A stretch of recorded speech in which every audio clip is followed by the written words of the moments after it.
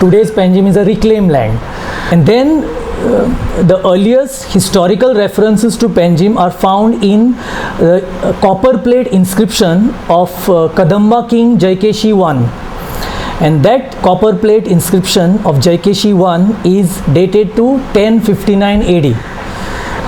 So the earliest name of Panjim that we find in this inscription is called Pahajani Khani, okay, which is corrupted to Panjani Halli. Halli is a Kannada word for village. So it is Panjani, Pahajani, which is corrupted to Panji. And then when the Portuguese came, they could not say Panji or Pahajani Khani, so they called it Panjim. So it was called, in fact, Nova Goa, and then it was called Panjim Nova Goa to distinguish from the old Goa, that is Siddha Goa. So many people would like to believe that that Panjim has evolved during the Portuguese rule, which is not true. We can get references to Panjim in 1054, 1059, then 7 February 1107. So these are the earliest inscriptional evidences. To understand Panjim, you must know how it grew. Panjim was simply a swampy place, a swamp, river Manduvi, and right from Kampal up to Mercedes, it was an open area, totally open area. But in certain places, especially near the customs at that place, there were some buildings, and the first custom building, this which is presently you can see there, it came in 1812. So it is not too old. The public are not aware of many things that are intimately connected with the city of Panjim, including the origins of the city.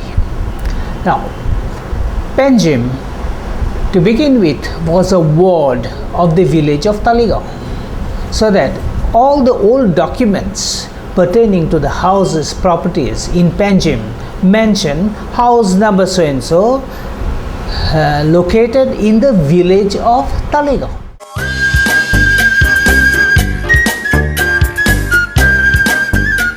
The Portuguese had to abandon Old Goa and shift their headquarters, administrative headquarters, from Old Goa to another place.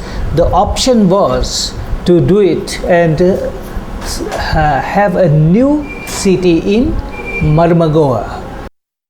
In 1755, the governor put up the present secretariat, old secretariat. It was a fort of Adil Shah. He just leveled that, he closed all the moats, and he built that building and transferred the seat of government to go to Panjim. On 22nd March 1843, Dona Maria II declared Panjim as the official capital of Goa, and it was called Nova Goa.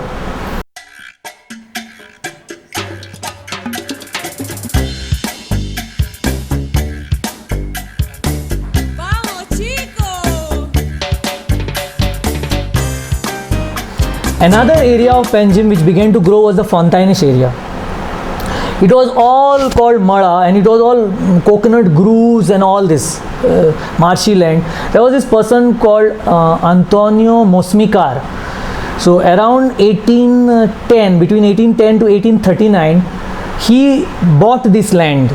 Okay, and the land, the entire, which is now Fontainish area, was reclaimed, and it began to grow.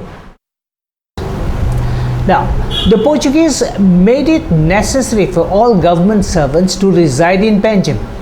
So they, in a way, facilitated people to build their own houses in Panjim. But there was no master plan. And since there was no master plan, the resultant was that Fontaines is full of alleys. People would take from the religious orders small plots, build their houses, and that's why around every house there's an alley in Fontainhas. Now, why was Fontainhas selected for people to live in? They could have lived in here also. Now, the main reason was the water. And Panjim had one great facility, had two good fountains, one Boca da Vaca and one Phoenix fountain. In the 1860s or so, one chapel was built. There was no planning in the city. Fontainhas was not planned. There was a narrow road from there up to here. And then one diversion to the left was continuing up to fountain, because people needed water. So there was a need for a communication from any part to the fountain. So this chapel was just located in the between this crossroad between present chapel and this road was there. And there was a very small chapel. Portuguese government thought of continuing this road in straight line, so shifted this chapel there. But shifting how? Only location was shifted. The chapel was demolished. First that was built, and this chapel was demolished later on. Of the entire city of Panjim, only Fontainhas retains the characteristics that it had in 1960 or before that, with some minor changes.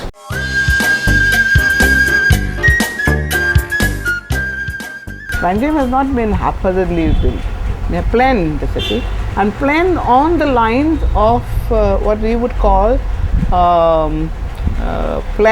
city planning of Marquês de Pombal, what they say uma cidade pombalina, a Pombalin city.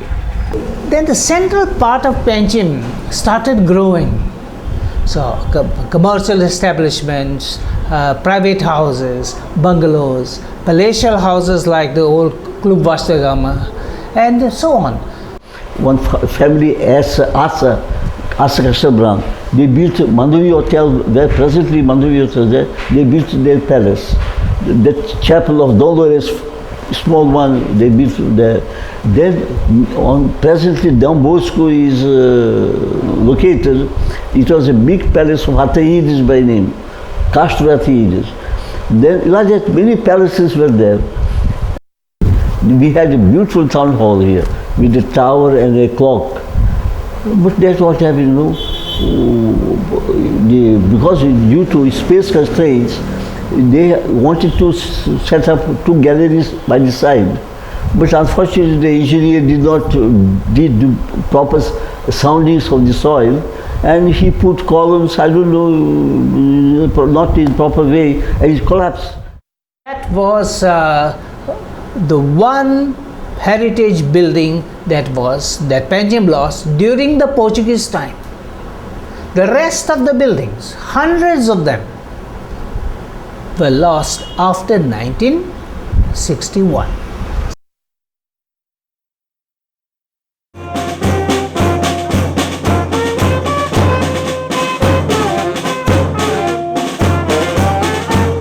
The oldest Christian monument, ecclesiastical monument in Panjim is the Panjim Church. And there was a Ravalnath temple where the Panjim Church stands today, which is a beautiful church of Mary Immaculate of Conception, and that was constructed in 1541. So in the Comunidad records of Ilhas, you will find a mention of the Panjim Church, okay, in 1541. Then it was rebuilt in 1619, okay. Now the flight of steps which you find in Panjim Church is dated to 1870. So there are these various dates in the history of Panjim which are very important. Next to the Panjim Church, in 1779, Abu Seth and Suleiman Seth, these two Muslim businessmen, they built a Jama Masjid. The mosque that you see next to the Panjim Church. It does not have a dome, but it has a crescent and a star. And further, the Mahalakshmi temple was built. That is in July 2nd, 1818. And by 1819 the Mahalakshmi temple was opened. So you have these three structures, one of Christians, Muslims, and then Hindus, one on one street.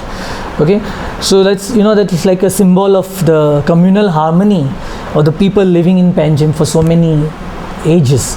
Now we have two feasts here. The main feast is of the Our Lady of Immaculate Conception, the patroness of the church, and but with a smaller fair, because for the Assumption feast in May, we had what you call the fair of the provision, where the provisions were made of all the masalas and things required for the rainy season. What you could see where, of course, people selling spices, or shops selling stalls rather selling spices and say onions and other things, and you would see a number of shops selling sweetmeats, hajakas, and also games and toys, things like that. That was what the fair was. What I used to get 50 paisa allowance to go to buy, and there was lots of things with 50 paisa. During the preparatory novenas of Our Lady of Immaculate Conception, we had fireworks. That was a religious thing. Every day in the evening we would be there to watch the fireworks. And then the last minute, when we were getting over, they had those a line, and on the line they had sort of crackers, but they would light then. Now which one was going to fall last was the competition then.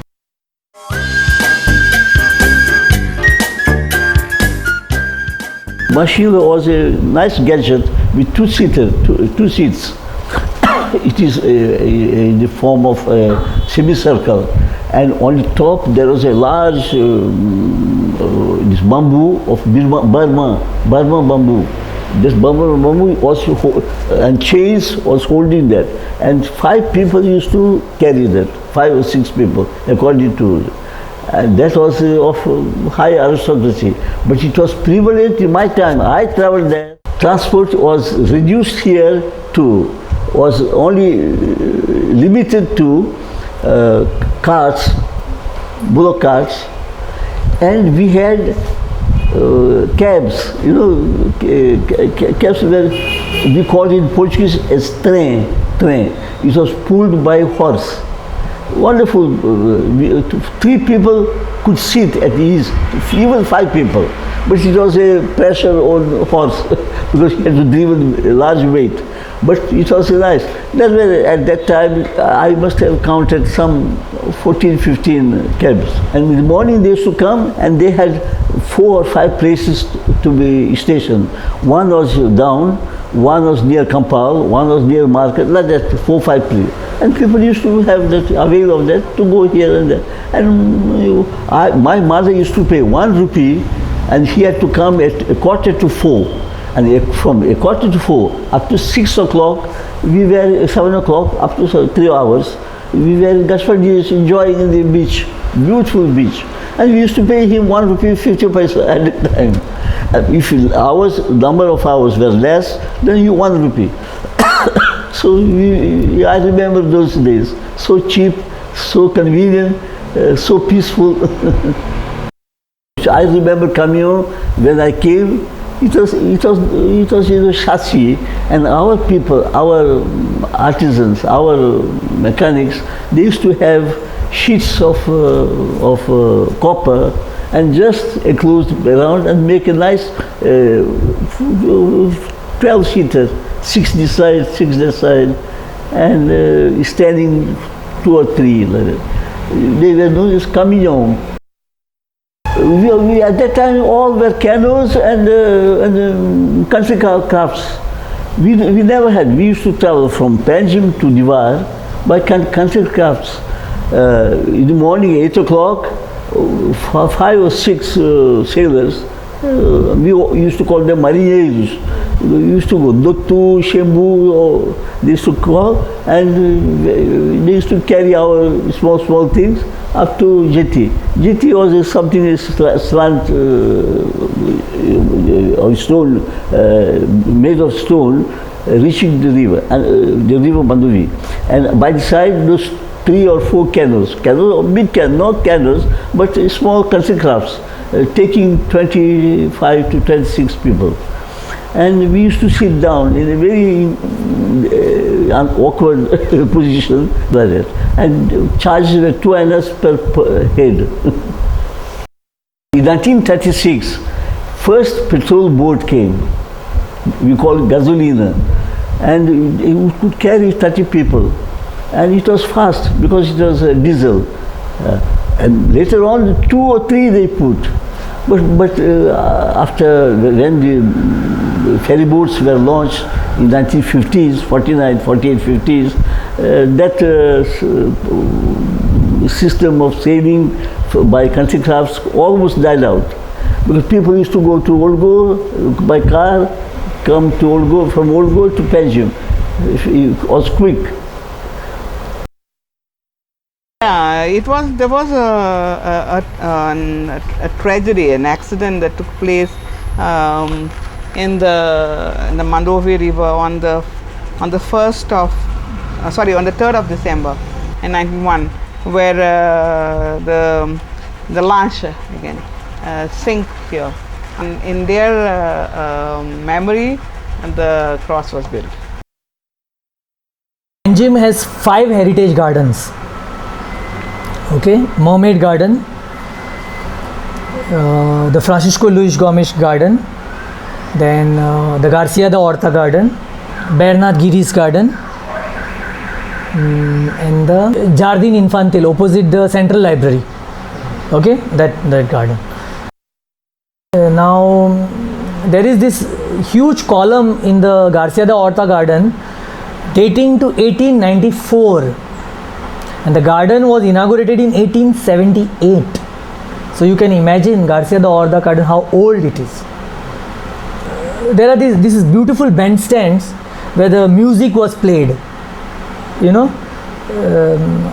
during carnival time, so these are the important landmarks of the heritage of Panjim, which I feel should be preserved for posterity. Abe Faria statue, the first world famous hypnotist was a Goan, and he gave the science of hypnotism to the world. People have forgotten him. Okay, and he's there hypnotizing a lady. He was a priest. Okay, Abe Faria, and that statue was made by Ramchand Pandurang Kamath, and it was inaugurated on 20th September 1945 during the Portuguese rule. The post office building was a depot. In fact, there are 2 buildings, post office. The main building is the red and white building facing it, and the building with the veranda was a depot. Now,